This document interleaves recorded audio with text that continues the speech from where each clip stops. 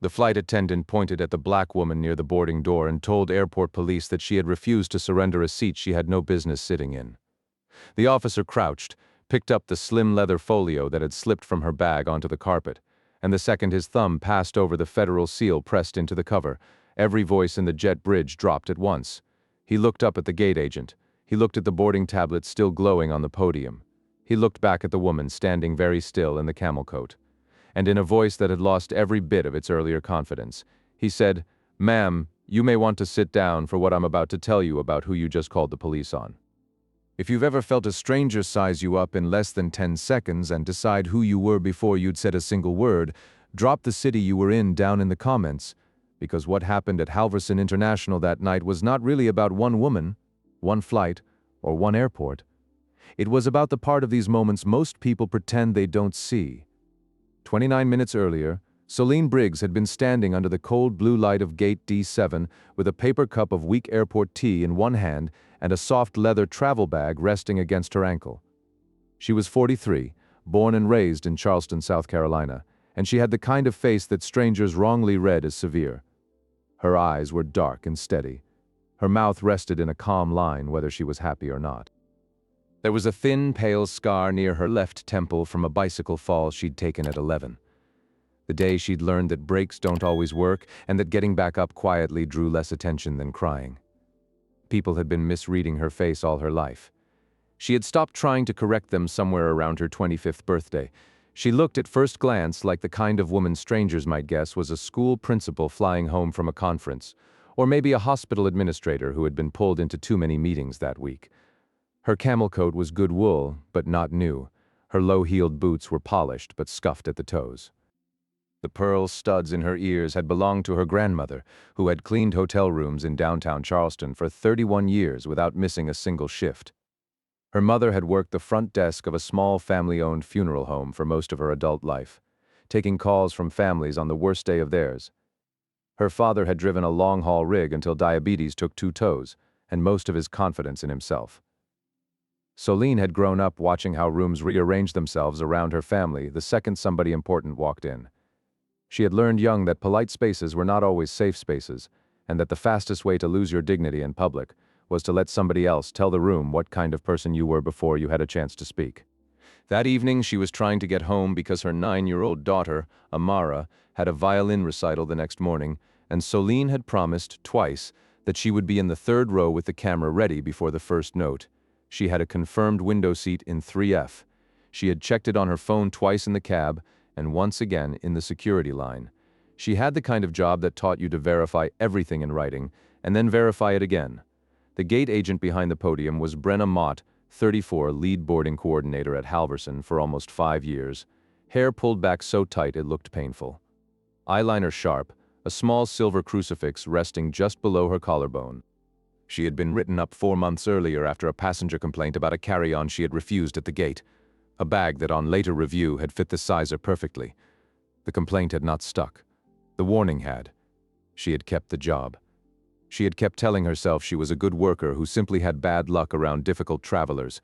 Taped inside her podium, where no passenger could ever see it, was a small photograph of her younger brother in a wheelchair, smiling at a fishing pier somewhere outside Tulsa.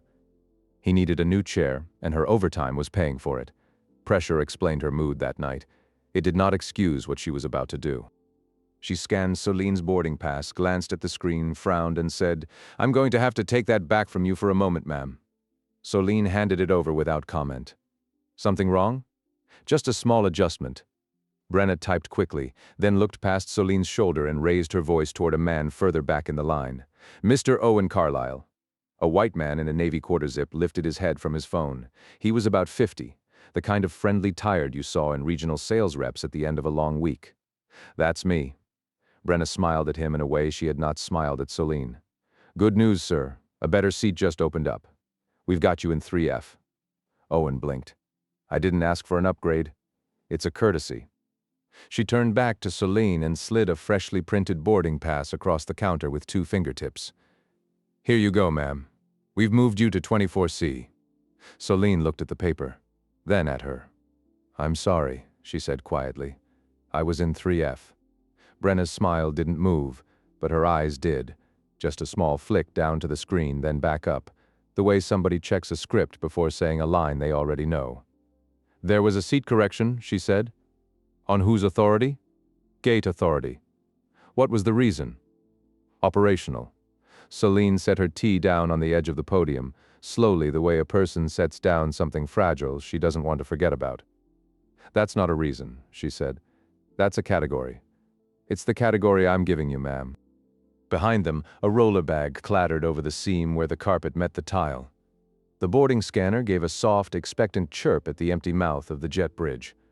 Cold, recycled air rolled down from the aircraft door in slow waves, carrying with it the smell of jet fuel and burnt coffee.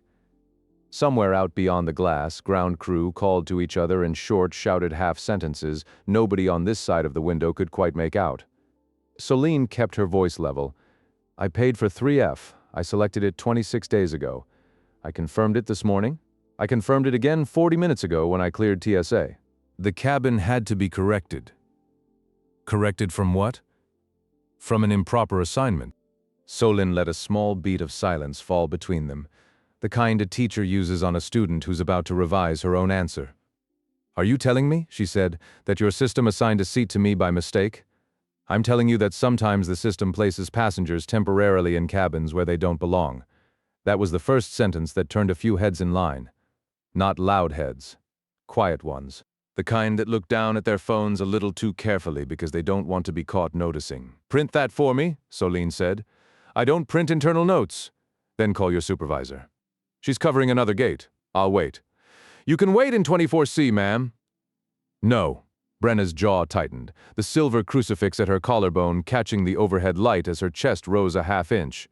"Ma'am, I'm trying to get this aircraft out on time. And I'm trying to understand why my paid seat is in another passenger's hand."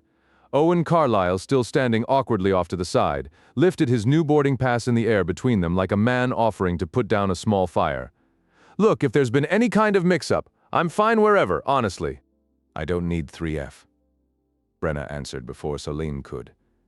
"You're fine, Mr. Carlyle. The reassignment is correct."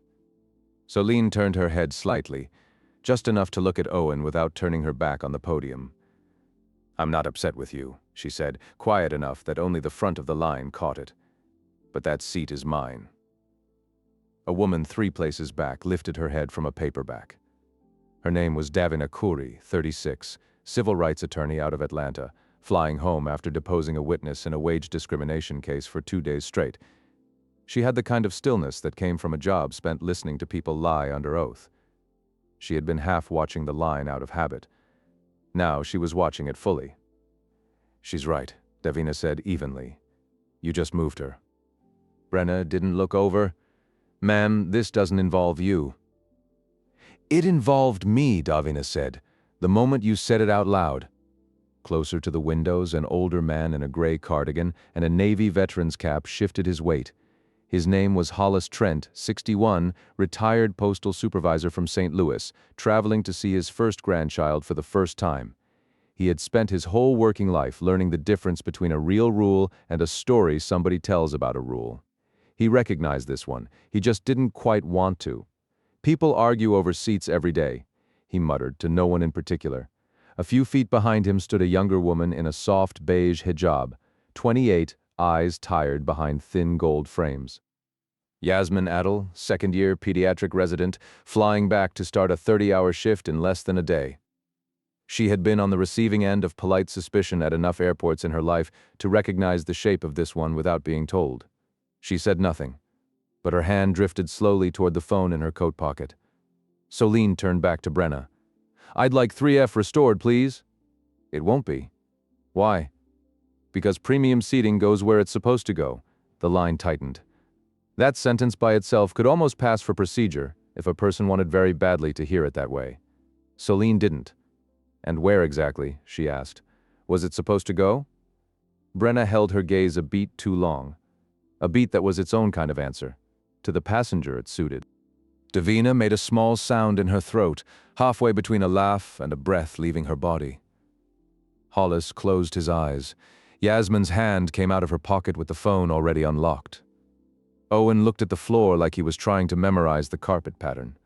Solin didn't raise her voice. She had spent her whole adult life learning what raising her voice in a public space cost a woman who looked like her. She had spent the last 6 years in particular learning the exact temperature at which calm became its own form of evidence. She set both hands lightly on the podium, fingers spread, the way a person steadies a table that isn't quite level. "I'm not asking for special treatment," she said. "I'm asking for the truth." It was a line that by morning strangers who had never met her would be repeating in their own kitchens. In that moment, it only seemed to make Brenna's shoulders rise another inch. "You have the truth," Brenna said. "You just don't like the shape of it. Then put it in writing. I don't have to. Then say it plainly." Brenna's voice dropped half a step, which somehow made the next sentence land harder than a shout would have. "Ma'am, the front cabin was corrected for the kind of traveler it was intended to seat." Yasmin's phone was already up. Davina's eyes did not blink. Hollis exhaled through his nose like a man who had just identified the smell of something burning 2 rooms over. Owen Carlyle took a small, involuntary step back from the podium as if proximity itself were now contagious. Soline didn't move for a long second.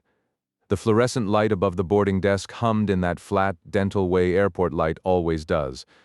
The cold air kept spilling down the jet bridge in slow, patient waves. Somewhere behind her, a child was asking his mother for a granola bar in a small, bored voice. She picked up her original boarding pass from where Brenna had set it on the counter. The corner of the paper was slightly bent from where Brenna's thumb had pressed against it. "I'll scan this at the door," Soline said quietly. Brenna stepped out from behind the podium for the first time. "That pass is no longer active in the system." "Then the scanner will tell me so. Do not proceed, ma'am. I'm walking to the seat I paid for, nothing more." "Do not proceed." Soline walked anyway. She did not walk fast. She did not walk angry. She walked the way her mother had taught her to walk into rooms that were not built for her, which was to say, like a woman who had every right to be where she was going, and no intention of apologizing for the trip. She lifted the boarding pass, slid the barcode under the scanner glass, and waited. The scanner chirped once. Then it flashed red. That sound changed the temperature of the gate, the way a fire alarm changes the temperature of a school. Everybody who had been pretending not to watch was now watching openly. Red on a boarding scanner has its own grammar. It tells strangers before any human being has said a word that the person standing under it is a problem. At the mouth of the aircraft, the lead flight attendant stepped forward into the doorway. Her name was Cadence Pell, 29, 6 years with the carrier, 2 of them as a lead. Hair pinned in a low, neat bun. Lipstick the exact shade of corporate burgundy listed in the uniform manual. She had been told over the in-flight comm a full 3 minutes earlier that there was already a difficult passenger refusing instructions at the gate. That version of the story had arrived in her ear before Soline had ever set foot near the door. "Ma'am," Cadence said, holding up a hand at chest height, "I'm going to need you to step back from the threshold. My seat was reassigned without explanation. That can be addressed after boarding is completed. No, ma'am. It gets addressed before I give up the seat I paid for. Your boarding authorization has been deactivated, because she deactivated it." Cadence's eyes flicked past Soline's shoulder toward the podium. Brenna gave her one short, tight nod. That nod was enough for Cadence. The story she'd been handed in her earpiece now had a face to attach to it, and the face matched a pattern she had been trained, without anyone ever quite saying so, to trust. "Ma'am," Cadence said, voice tightening into a script, "if you do not step back, I will have to contact airport police." From behind Soline, Davina spoke without lifting her voice. "She hasn't done anything." Cadence's eyes snapped to her. "Who is recording?" "I am," Yasmin said quietly. "Me too," Davina added. "Put the phones away, please." "No," they said at the same time. Hollis still hadn't picked a side out loud. He hated scenes. He had spent 41 years in the Postal Service training himself to keep his head down and let procedure work itself out. He hated unfairness too, but unfairness usually took longer to identify than delay did, and delay was happening right now in front of him, with his grandchild's first photographs waiting at the other end of the flight. He looked at Soline's hands. He noticed something he hadn't noticed before. They were not shaking. They were not balled into fists. They were resting open at her sides, palms slightly turned out, the posture of a person who knew in her bones exactly how a body needed to look on camera if she wanted strangers to believe her later, That single detail told Hollis more than any of the words flying back and forth across the podium had. Solene didn't beg. She didn't shout. She stood in the cold mouth of the jet bridge with the scanner still glowing red behind her and asked one last calm question of the woman behind the podium. What reason was entered in the system for the reassignment? Brenna answered from 20 feet away, loud enough that the entire front of the line heard it clearly. Non-profile correction. Solene turned slowly back toward her. That is not a real reason. It is tonight. Then sign your name next to it. That line landed harder than Brenna expected. Her hand drifted toward the podium screen, then away, then toward it again, as if her own fingers were arguing with her about what to touch. Cadence lifted her radio to her mouth. Airport police to gate D7. Passenger refusing crew instructions at the aircraft door. Solene closed her eyes for exactly 1 second. When she opened them, the hurt was visible now, but disciplined. She knew exactly what was happening. The story was already trying to write itself around her in real time. Difficult passenger, refusal, delay, threat to the flight. She had watched it happen to other people her whole life. She was not going to feed it a single extra word. She stepped back from the scanner on her own, walked the 4 paces to the hard plastic armrest bolted along the jet bridge wall, and sat down. Then I'll wait for them right here, she said. Cadence lowered the radio slowly, as if she'd expected resistance and didn't quite know what to do with cooperation. Brenna folded her arms across the front of her vest, the silver crucifix disappearing into the crook of her elbow. From this angle, with her chin slightly lifted and her weight shifted onto one heel, she looked less like a gate agent and more like a woman waiting for proof to arrive that she had been right all along. Davina did not put her phone down. Yasmin shifted her angle by half a step, so the lens caught both the podium and the jet bridge mouth in the same frame. Hollis took off his Navy veteran's cap, rubbed the bald crown of his head once with the flat of his hand, and put the cap back on a 1/4 inch farther forward than before. It was the small fidget of a man who had just realized he was about to be a witness whether he wanted to be or not. A young couple farther back in line was openly whispering. A businessman 2 rows from the windows had already given up pretending to read his tablet. The little boy who had been asking for a granola bar earlier tugged at his mother's sleeve and asked, in the loud, clear voice that children use for the exact questions adults are trying to ignore, "Mom, why is that lady in trouble?" The mother didn't answer him. She steered him 3 steps to the left and pretended to be very interested in the screen behind the podium. Solene sat very still on the plastic armrest. Her hands rested on her knees.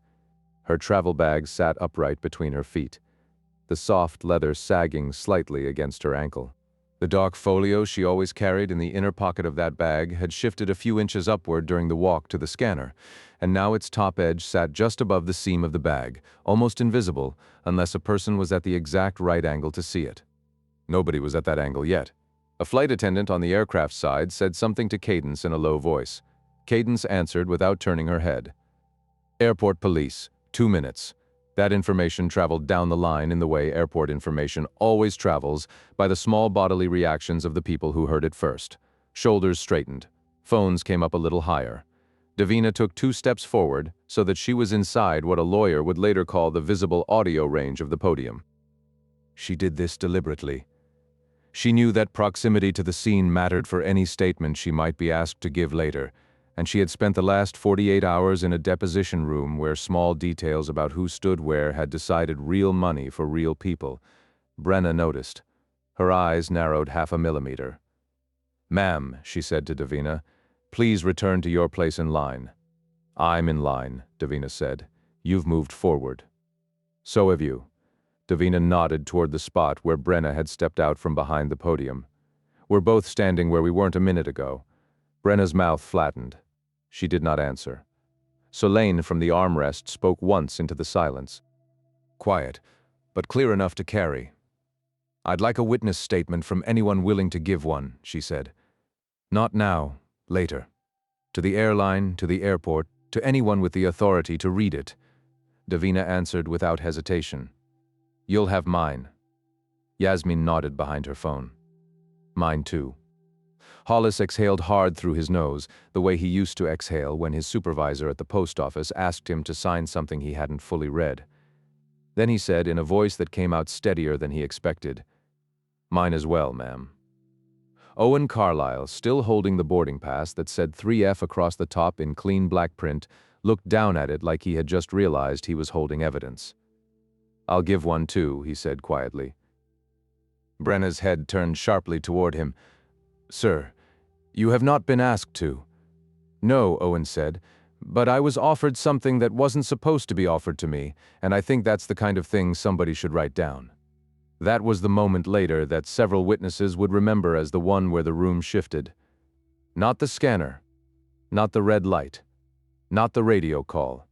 The moment a quiet man in a Navy quarter zip, who had every reason to keep his head down and enjoy a free upgrade, decided, on the floor of a cold jet bridge, that the upgrade was not free. Cadence cleared her throat. "Sir, please, step back from the door." Owen stepped back. He didn't argue, but he did not put the boarding pass away either. He kept it in his hand, between his thumb and his first two fingers, the way a person holds a receipt they intend to keep. Bootsteps echoed up the carpeted ramp from the terminal end of the jet bridge. Two officers came around the bend at an unhurried pace. The kind of pace that says they have already decided this is a low-grade refusal and not an emergency. The lead officer was Sergeant Rashad Linwood, 44, 12 years on the airport detail. 6 of those as a sergeant.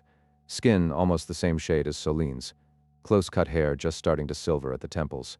A small, unsmiling mouth that had spent its career listening to overlapping stories before picking a side.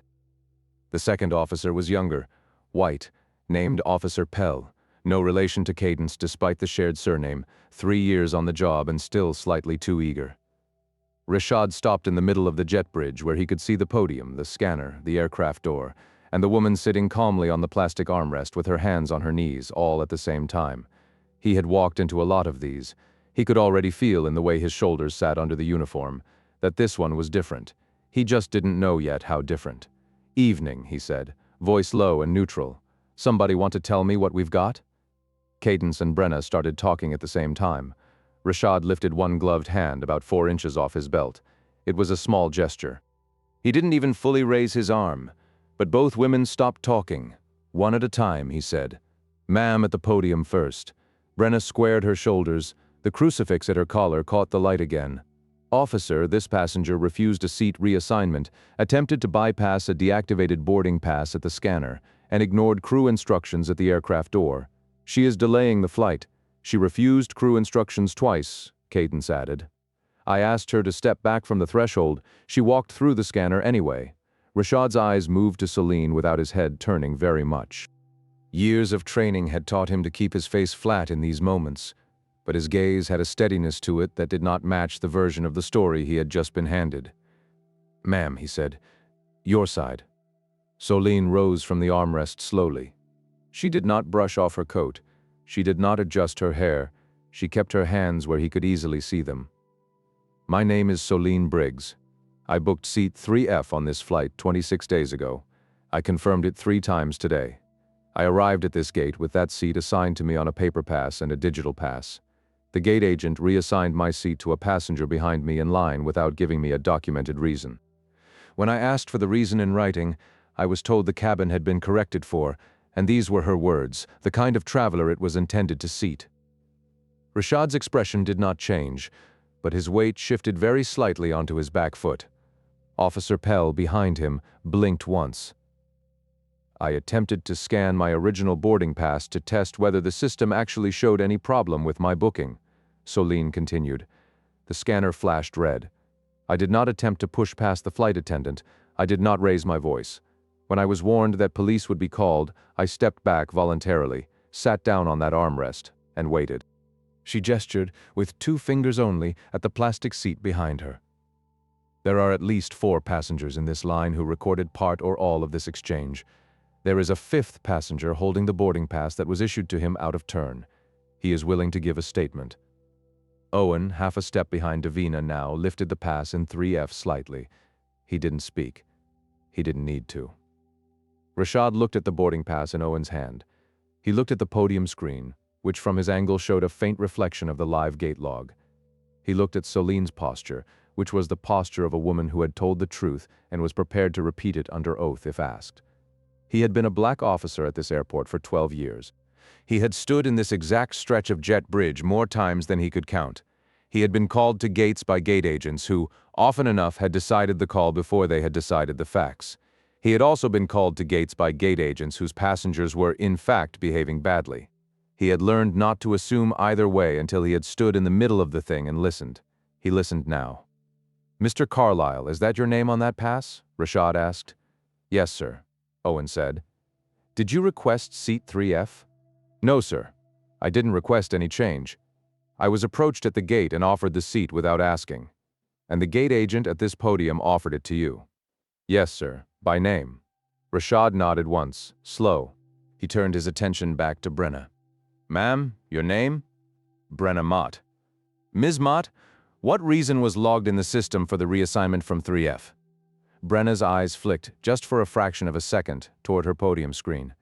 It was the involuntary flick of a person who already knew what the screen said and was trying not to look like she was checking. It was a non-profile correction. "What does that mean, exactly?" "It's an internal category." "That's not what I asked. I asked what it means." There was a small, terrible pause. "It means the original seating did not match the intended profile of the cabin." Officer Pell made a soft noise in the back of his throat. Rashad did not look at him. His face stayed completely flat. "Ms. Mott," he said, "did you enter that reason yourself?" "The system suggested it." "That's not what I asked either. Did you enter it yourself?" "A beat, yes.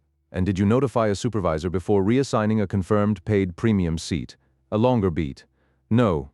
"And the seat was reassigned to a passenger further back in line, not to a passenger with a documented seating accommodation, an upgrade ticket, or a status-based priority entry in the system?" Brenna did not answer at all this time. Rashad nodded once more. Then he looked back at Soline. "Ma'am, I'd like to see your identification, please. Standard procedure when we're called to any passenger refusal. It doesn't mean you're being charged with anything." "I understand," Soline said. She bent slowly toward her travel bag. The bag had been balanced upright against the armrest. As she pulled it toward her, the soft leather slumped sideways, and the dark folio that had been sitting just above the inner seam slid out an inch farther than she intended. It did not fall to the floor. It caught on the lip of the bag and hung there, half in and half out, with the front cover tilted toward the overhead light. The embossed seal on that cover was not large. It was not gold. It was the kind of seal a person who didn't know what it was would walk past without noticing. Yasmin Adel, standing with her phone still raised, was not a person who didn't know what it was. Her late uncle had spent 31 years in federal civil service in Washington. She had seen a folio exactly like that one resting on his kitchen counter every Sunday of her childhood. Her phone hand drifted down half an inch. Her other hand came up very slowly toward her mouth. "Officer," she said, in a voice that was carefully even, "before anyone says anything else, you might want to look at what's coming out of her bag." Rashad's eyes moved. He saw the seal. He did not move for one full second. Then, very carefully, he crouched. He did not pick up the folio right away. He held one hand a few inches above it, palm flat, the way an officer is trained to ask permission with body language before words. "Ma'am, may I?" "Please," Soline said quietly. He lifted the folio with both hands, not because it was heavy, because of what it was. He set it open against his bent knee, the way a person opens a book in a library, with care for the spine. The inside left panel held a slim federal identification card behind a clear plastic window. The right panel held a folded letter on heavy cream stock, with a second seal pressed into the upper left corner and a signature line at the bottom. Tucked behind the letter, just the edge of it showing, was a stapled packet with the words AUD at Skebule printed across the cover band in small block type. Rashad read the name on the ID. He read the title under the name. He read the agency line beneath the title. He read the second seal on the letter, and then he read the first 3 lines of the letter itself. He did all of this without his expression changing. But the muscle along his jaw tightened in a way that anyone who had ever worked with him would have recognized immediately. He stood up slowly, still holding the folio open, and turned his body so that it faced the podium rather than Soline. "Ms. Mott," he said, "I'd like you to stay exactly where you are for the next few minutes. Ms. Pell, you as well." He glanced at Cadence. "Neither of you is in any kind of physical custody. I'm asking you not to step away from the gate area while I verify some information." Brenna's voice came out thinner than before. "Verify what?" "In a moment, ma'am." He turned slightly more, this time toward the back of the line. Anyone who recorded any portion of this incident, I'd appreciate it if you didn't delete those recordings. You're not required to give them to me right now. But if you're willing to provide a statement and a copy of your video later tonight or tomorrow, please keep your seat numbers ready when you board your replacement flights. Davina lowered her phone slightly. Replacement flights, officer? Rashad did not answer her directly. He looked at Celine. Ma'am, with your permission, I'd like to read the name and credential number on your identification into my radio so dispatch can confirm what I think I'm holding. I'd also like to ask you on the record whether you want me to treat what's happened here in the last 30 minutes as a passenger incident or as something else. Celine held his gaze for a long moment. As something else, she said. Rashad nodded once. Then he stepped 2 paces away from the podium and lifted his radio. He spoke quietly into it. He read the name. He read the credential number.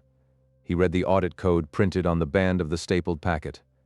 He read the first line of the letter on the heavy cream stock, which began with the words by authority in capital letters and ended 2 lines later with a phrase that included, among other things, the word aviation and the word oversight. He listened. The voice on the other end of the radio said something short.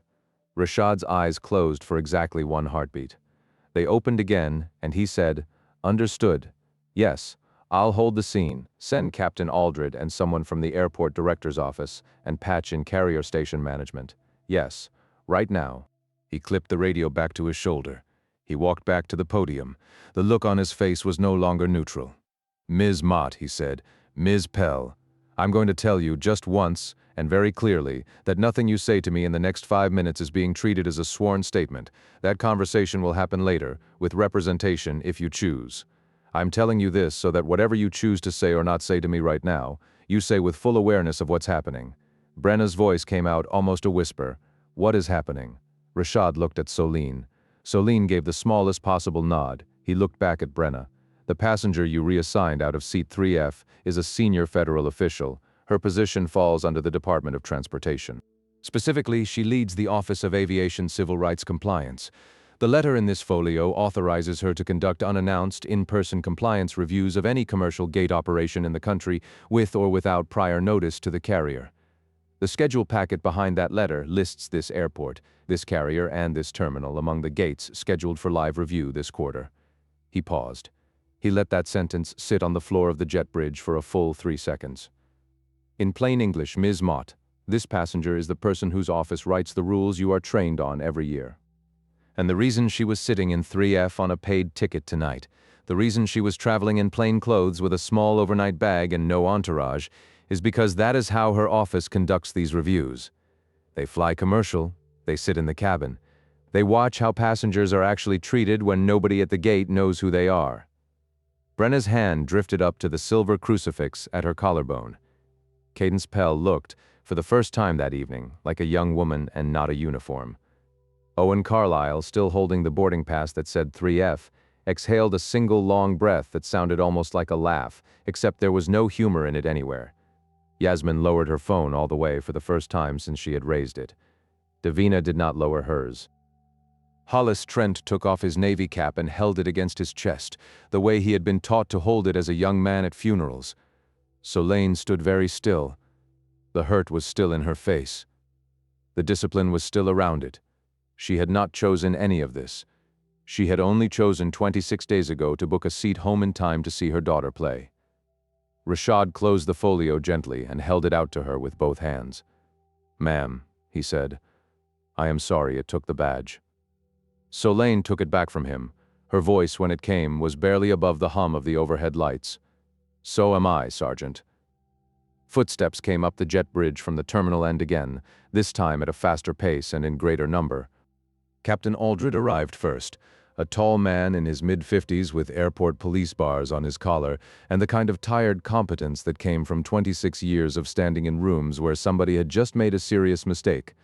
Behind him came a woman in a charcoal suit, no badge visible, name tag turned in. That was Imani Sayer, Deputy Director of the Airport Authority, pulled directly out of a budget meeting 2 terminals over. Behind her came a man in the dark blue blazer of the carrier's local station management, Curtis Hadley, station manager for Halverson Hub operations, looking like a man who had been told only the first sentence of the story on the walkover and was now trying to read the rest of it off everybody's faces. Rashad gave Captain Aldred a short, low briefing in the corner of the jet bridge. He did not whisper. He did not need to. The acoustics of a jet bridge eat low voices and amplify them at the same time in a way that meant the front of the line heard about a third of every other sentence. Phrases drifted out into the cold air. Office of Aviation Civil Rights Compliance, confirmed by dispatch. Audit packet on her person. Non-profile correction entered manually. No supervisor notified. Seat offered by name to passenger further back in line. Curtis Hadley's color drained out of his face about halfway through the briefing. Imani Sarah's color did not drain. It hardened. She had spent 20 years getting to her job. She knew exactly what tonight was about to cost the airport, and she knew, with even greater clarity, what it would cost the airport later if anybody in her chain of command tried to soften any part of it now. She stepped past Captain Aldred and walked directly to Solene. "Director Briggs," she said. The use of the title was deliberate. Several heads in line turned at the sound of it. "My name is Imani Sarah. I am the deputy director of this airport. On behalf of this facility, I want to apologize to you before I do anything else. I am not going to ask you to wait while we sort this out internally. I'm going to sort it out in front of you, with your input so that you can see exactly what is being done and exactly who is doing it." Solene inclined her head once. "Thank you. Would you like to step into a private office while we proceed?" "No," Solene said. "I'd like to stay here, please. The people who were standing in this line when it happened are still standing in this line. They deserve to see what the response looks like." Imani nodded. She did not argue. She turned to Curtis Hadley. "Mr. Hadley, I want to hold on this aircraft's departure for the next 45 minutes. I want a replacement aircraft assigned to this route if we can't clear the hold cleanly. I want every passenger on this flight rebooked into their original cabin class or higher at no charge. I want gate D7 closed to new boarding until the carrier has an interim agent on site, and I want that agent to be from outside this station so there's no working relationship with anyone currently on this jet bridge." Curtis nodded. He started to speak. She raised one finger. "I am not finished, Mr. Hadley. I want a freeze placed on every manual seat reassignment processed at this gate in the last 90 days, pending review. I want the badge access of Ms. Mott and Ms. Pell suspended at the end of this shift. Pending investigation, not pending discipline. There is a difference, and I want that difference reflected in the paperwork." "Yes, ma'am. And Mr. Hadley." Her voice dropped a half step, which made the next sentence audible to nobody more than 5 feet away from her. But those 5 feet included Brenna and Cadence. "If I find out in the next 72 hours that anyone in your station has placed a phone call, sent a text, or written a single email asking another employee to remember tonight a certain way, I will refer that person personally to the federal review that Director Briggs's office will almost certainly open in the morning. Are we clear?" Curtis Hadley swallowed once. "Crystal, ma'am?" Imani turned back to Solene. "Director Briggs, anything you'd like to add to that list before I let him go?" Solene considered for a long moment. She glanced at the line. At Davina, who was still standing exactly where she'd been when Rashad first arrived, at Yasmin, whose phone was now down at her side, at Hollis, with his navy cap still pressed against his chest, at Owen, with the boarding pass for 3F still pinched between his thumb and his first 2 fingers, at the little boy who had asked his mother the question, and at the mother who had not answered it. "2 things, Solane said. First, whatever apology your carrier issues, Mr. Hadley, please make sure it is issued to the passengers in this line as well as to me. They were also in the room. They were also asked by what they saw to accept that the cabin had been corrected for the kind of traveler it was meant to seat. They didn't accept it. I'd like the carrier to acknowledge that part." Curtis Hadley nodded slowly. "Second, I would like the gate log for D7 from the last 6 hours preserved in its raw state. Not summarized, not interpreted. Raw. Including the override entries, the deletion attempts if any occur in the next 12 hours, the timestamps on every boarding pass print, and the audio if this gate has live audio capture, which under your station's current policy it should." Curtis Hadley's eyes flickered. He had clearly been about to forget the audio. "Yes, ma'am. Raw preservation. 12-hour lock." 24, Solene said. 24-hour lock. "Thank you." She turned, finally, to Brenna Mott. The silver crucifix at Brenna's collar had turned slightly so that the back of it faced outward. She had not noticed. Her hands were at her sides, the fingers slightly curled, the knuckles white. Soline did not raise her voice. She had no need to. "Ms. Mott," she said, "I am not going to ask you any questions tonight. The questions will come later, from people whose job it is to ask them. I'm going to say one thing to you and then I am going to walk away from this podium, and you are not going to see me again until a hearing room, if there is one." Brenna's lips parted. No sound came out. "You did not look at my face tonight," Soline said. "You looked at a picture you already had in your head and you put my face inside it. The picture was wrong. The face was mine. The two are not the same thing, I hope, between tonight and whatever happens next, that you spend some real time learning the difference." Brenna did not answer. Soline picked up her travel bag, closed the folio, and slid it back inside the inner pocket. She zipped the bag. She did not board the flight. Captain Aldred offered her a private lounge on the secure side of the terminal. Imani Sayer offered her a different aircraft on a different carrier within the hour. Curtis Hadley, sweating slightly through the collar of his blazer, offered her a complimentary first-class seat on the next departure to her home city. No questions asked. No paperwork required. Soline declined all three. "My daughter has a recital tomorrow morning," she said. "I will get home in time, or I will not. Either way, I am not letting your carrier give me a better seat tonight to make tonight look better in a press release tomorrow. If I fly on this airline again before the review is complete, I will pay for the ticket the same way I paid for the one I'm holding right now." She handed the original 3F boarding pass to Imani Sayer. Not as evidence, as a gift, the way a teacher hands a piece of work back to a student who needs to read it one more time. "Hold on to this," she said. "When you write the after-action report, look at it. It was a real ticket. For a real person, who really paid for it." Imani took it with both hands. Soline walked back up the jet bridge toward the terminal. She did not look at Brenna Mott as she passed the podium. She did not look at Cadence Pell, who was now leaning against the inside wall of the aircraft door with both arms folded tight across her stomach, the way people stand when they are trying very hard not to be sick in public. The line did not applaud her. They were too stunned for that. But Hollis Trent took his Navy cap off his chest and held it down at his side as she walked past him, the way he had been taught 60 years earlier to acknowledge a person of rank. He did not know if she saw him do it. He did it anyway. Davina Khoury fell into step beside her without being asked, 3 respectful paces behind, the way an attorney walks with a client moving through a hostile hallway. Yasmin Adel joined a half-second later on the other side. Owen Carlyle hesitated, then followed at 5 paces. Without a word being exchanged, the 4 of them walked through the boarding area, past the rope stanchions, past the rows of plastic chairs where other passengers were sitting with their luggage on their laps, and their faces deliberately turned away from the gate and out into the wider terminal. Halfway to the central concourse, Soline stopped. She turned.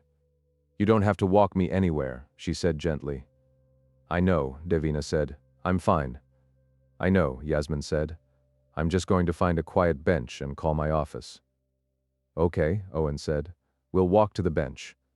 Soline looked at them for a long moment. Then she did something that surprised her almost as much as it surprised them. She laughed. It was a soft, tired, broken-edged laugh, the laugh of a woman who had been holding too much for too long and had just been offered, without anybody making a big deal of it, the smallest possible amount of company. "All right," she said, to the bench. They walked her to a bench near a closed coffee kiosk. They sat down with her, 2 on her left, 1 on her right. They did not ask her any questions. They did not try to comfort her. They sat. That was all. Yasmin pulled a small bottle of water from her shoulder bag and set it on the bench between them without comment. Soline picked it up, unscrewed the cap, took 2 slow swallows, and screwed it back on. Then she pulled out her phone and called her office. The number rang twice. A woman picked up on the 3rd ring, sharp and alert despite the hour. Her name was Annika Wen, Soline's chief of staff, 4 years in the role, the kind of woman who slept with her work phone on the pillow beside her head because she had decided somewhere along the way that the country was paying her to be reachable, and she was going to be reachable. "Director, Annika, you okay?" "I'm fine. I'm at Halverson. Gate D7 was on tonight's review list." A pause on the other end. Annika had typed up that list herself 2 weeks ago. "Tell me," Soline told her. She told her in the same voice she used in briefing rooms in Washington, which was the voice of a woman who had been trained, by every job she had ever held, to separate her feelings from her facts and present the facts first.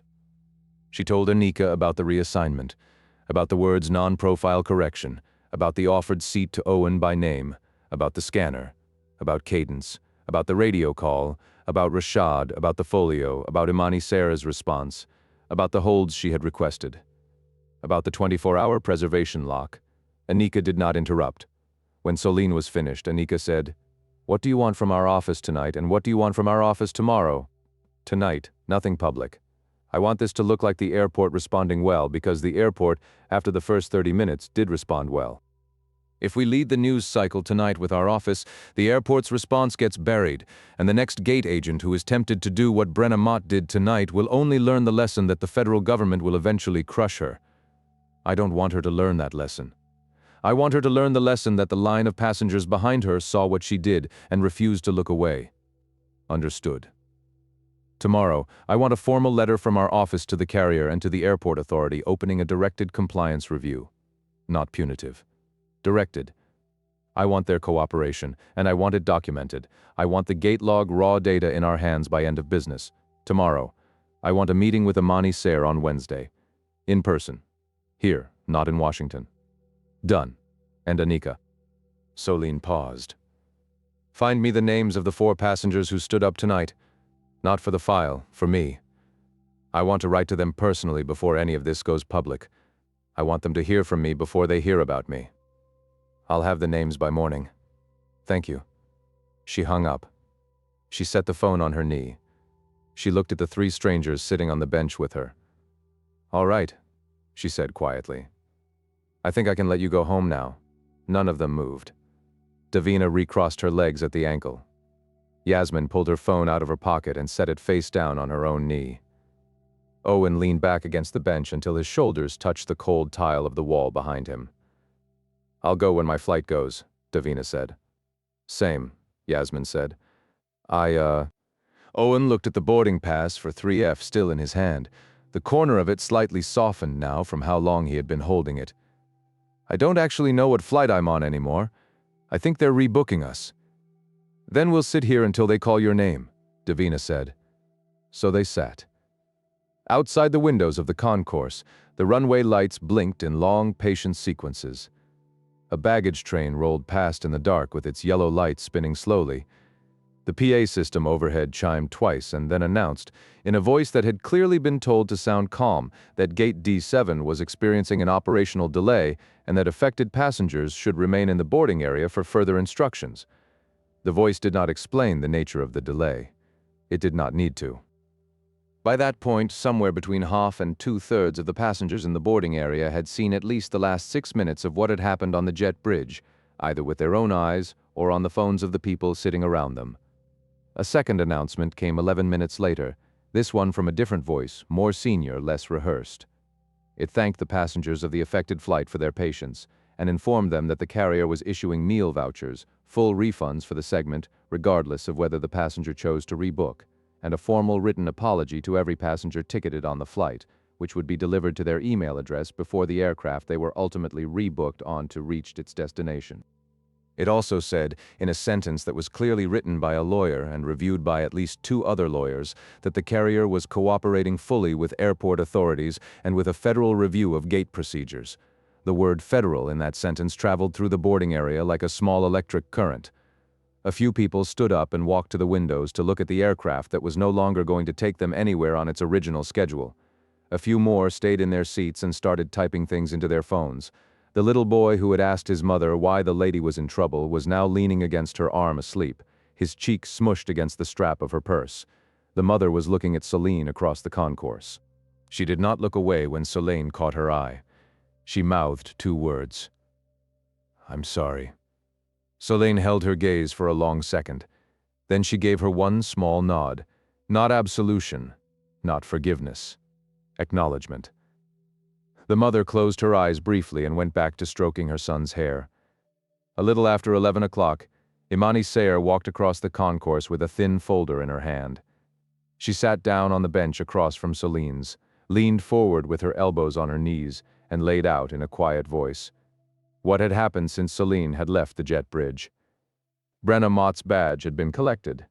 She had been escorted off the secure side of the airport by 2 officers, not in handcuffs, not under arrest, but no longer with the credentials to clear security on her own.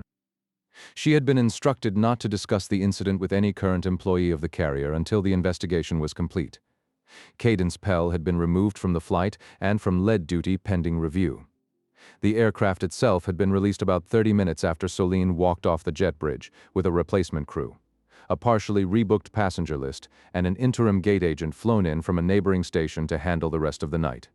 The federal review request had already been filed internally. Imani had personally signed the airport's letter of cooperation 40 minutes ago. The carrier's regional vice president had been on a plane out of his home city before the second announcement had finished playing in the concourse and was expected to land at Halverson before sunrise. "There is going to be a press call at 9 in the morning," Imani said. "We are going to take questions. We are not going to dodge any of them. The carrier is going to be on the call. Their PR people have already asked us if they can have a separate call later in the day. We told them no." She paused. "Director Briggs, if you don't mind, I'd like one piece of advice from you, off the record, that I will not attribute to you in any document. Go ahead. How honest should we be tomorrow?" Soline was quiet for a long moment. "All the way," she said. "If your airport tries to soften this tomorrow, it will be the lead story for a week. If your airport tells the truth tomorrow, it will be the lead story for a day, and then the story will become what other airports are doing about their own gates. That is the better outcome for everyone, including the carrier, although they will not realize it for about 72 hours. Imani made a small note on the inside of her folder. "Thank you," she said. She started to rise, then she stopped. "Director, one more thing. The little boy asked his mother a question on the jet bridge. The recording picked it up. We have a clip of it. He asked her why you were in trouble. We were thinking, with your permission, about including the recording of that question in the press call tomorrow." Soline shook her head before Imani finished the sentence. "No," she said. "Leave the child out of it. He didn't sign up for this. His mother didn't sign up for this. The story is not the child's question. The story is that there were adults in that line who did not need a child to ask the question for them." "Understood," Imani said. "Use the adults," Soline said. "Use the ones who said something. Use them by name, with their permission, with their words. They were the part of the story that the carrier is going to want to forget tomorrow. Don't let them forget." Imani nodded once. She rose. She walked back across the concourse. Davina, on Soline's left, said softly, "You realize you just protected the gate agent's career from being the only thing tomorrow is about." "I didn't protect her," Soline said. "I protected what tomorrow is supposed to be about." "Which is what?" Soline watched the runway lights blink for a long moment. "The line," she said. "The rest of the line." Soline flew home on a different carrier at 6:14 the next morning. She paid for the ticket herself. She sat in a middle seat in the back of the cabin, with her travel bag at her feet and the folio zipped inside it. She did not sleep. She watched the sky turn from black to gray to the pale watercolor blue that always sat over the East Coast on clear early mornings. She made the recital. She sat in the third row with the camera on her phone held steady in both hands. When Amara walked out onto the small auditorium stage in her white blouse and black skirt, with the violin tucked under her arm, she scanned the audience until she found her mother, and her face broke into the small private smile that 9-year-olds save for the one person in the room they were really playing for. Soline did not cry. She had spent the night learning, again, how not to cry in public. But the corners of her eyes were bright in a way that the parents around her noticed and politely did not mention. The press call at 9 that morning went exactly the way Soline had predicted to Imani sire. The airport told the truth. The carrier, after some visible hesitation, told the truth as well. The lead story carried for one day. By the end of the week, the largest story had become what other airports and other carriers were doing about their own gate procedures, which was exactly the outcome Soline's office had been working toward, quietly, for 2.5 years. The Office of Aviation Civil Rights Compliance opened a directed review of Halverson and of the carrier within 72 hours. The review was not punitive. It was structured, transparent, and cooperative. Its findings, released 4 months later, recommended a national change to gate-level manual seat reassignment policy. The recommendation required that any manual reassignment of a paid premium seat be entered into the system with a typed, signed, supervisor, acknowledged reason, drawn from a closed list of operational categories with no free text option. The phrase non-profile correction was permanently removed from the system. The carrier adopted the recommendation within 6 weeks. 3 other major carriers adopted it within the quarter. Brenna Mott was terminated on a Friday afternoon, 22 days after the incident. The termination letter cited a specific, documentable violation of carrier policy regarding unjustified manual reassignment of a paid premium seat, with secondary findings related to escalation without verification of facts. The letter did not mention the words of her sentence at the podium. It did not need to. The investigation file did. So did the Federal Review's appendix on gate-level discretion. Cadence Pell was suspended for 30 days, retrained and reassigned to a non-lead role on domestic routes. She remained employed. She wrote a 4-page personal letter to Celine, by hand, 6 weeks after the incident. Celine read it once. She did not respond. She filed it in a drawer in her office in Washington, in a folder she labeled, in her own handwriting, things that were almost the right thing. Owen Carlisle gave a formal statement 2 days after the incident. He returned the boarding pass for 3F in person, in an envelope, with a short note that read, "This was never mine." He went back to his sales territory in North Carolina.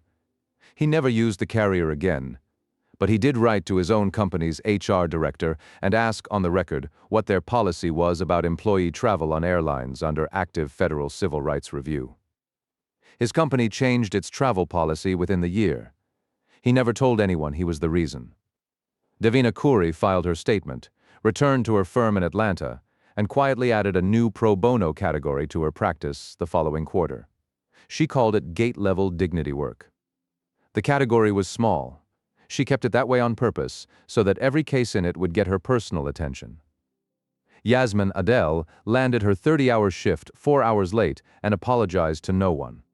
Her attending physician, after hearing the reason, told her in front of the rest of the residents that there was no apology required and that the world was occasionally improved by physicians who knew when to film. She finished her residency 2 years later. She kept the video. She has never posted it publicly. She has shown it twice to small groups of younger residents during a training module on bias in clinical encounters. She always shows it without sound, so that they watch the body language first. Hollis Trent made it to his grandchild. The first photograph he ever took of the baby was on his phone in a hospital room, 6 hours after the incident, with his Navy cap resting on the chair beside him. He kept that cap. He has not yet told his grandchild the story of the jet bridge. He plans to, when the child is old enough to understand that courage is sometimes a quiet thing that happens in line at an airport and not a loud thing that happens on a battlefield. Sergeant Rashad Linwood received a commendation he did not request and did not display. He kept doing his job the same way he had been doing it for 12 years. The only difference after that night was that the gate agents at Halverson called him Sir more often, and he noticed, and he did not let himself enjoy it because he understood exactly what had changed and what had not. A year later, Gate D7 still smelled like burnt coffee and disinfectant. The fluorescent lights still hummed. The cold air still spilled down the jet bridge when boarding began. The podium had been replaced with a new model that required a typed, signed reason for every manual reassignment, drawn from a closed list with no free text field. Mounted on the wall beside the boarding scanner, at eye height, was a small brushed steel plaque. It had no name on it. It had no date. It had no logo. It read, in plain capital letters, "Every passenger in this line is the traveler this cabin was meant to seat." Most people walked past it without reading it. A few stopped. A few took photos. One little boy, holding his mother's hand on the way to a family reunion in another state, sounded out the words slowly, the way 9-year-olds do, and then looked up at his mother and asked her what it meant. His mother crouched down to his eye level. She thought about the answer for a long moment. "It means," she said, "that nobody at this gate gets to decide who you are before they look at your face." The little boy nodded the way children nod when they have understood something they will not fully understand for another 20 years. Then he tugged her hand, and they walked toward the door of the aircraft together, past the plaque, past the scanner, past the seat with the brass armrest where, a year earlier, a quiet woman in a camel coat had sat down without begging, without shouting, and without letting strangers write the final version of her. If this story moved you, take a second to like the video, subscribe to the channel, and share it with someone who needs to be reminded that dignity is not a volume. Drop a comment below telling us the city you were watching from and one moment in your own life when somebody in a line behind you chose not to look away. We read every comment. We feature the best of them in our next video. Until then, travel kindly. Watch the lines you stand in. And remember that the person in front of you is always the traveler the cabin was meant to seat.